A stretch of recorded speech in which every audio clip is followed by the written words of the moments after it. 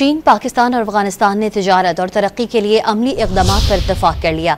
Beijing में वज़ीर ख़ारजा की मुलाकात में सफ़ारती रवाबित बढ़ाने और दहशत गर्दी के खिलाफ मुश्तरका हिकमत अमली पर भी गौर किया गया। इस मौके पर सीपैक को अफगानिस्तान तक तोसी देने और BRI ताउन को मजबूत बनाने पर जोर दिया गया। छठी से फ़रीक़ी वज़ीर ख़ारजा मुलाकात जल्द काबुल में होगी। तर्जुमान दफ्तर ख़ारजा के मुताबिक इसहाक डार की चीनी हम मनसब से मुलाकात हुई। इस मौके पर चीन की जानिब से पाकिस्तान की सालमियत के लिए हिमायत जारी रखने के अज़्म का इयादा किया।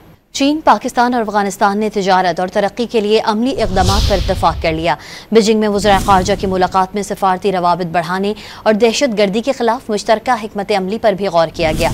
इस मौके पर सीपैक को अफगानिस्तान तक तोसी देने और BRI ताउन को मजबूत बनाने पर जोर दिया गया।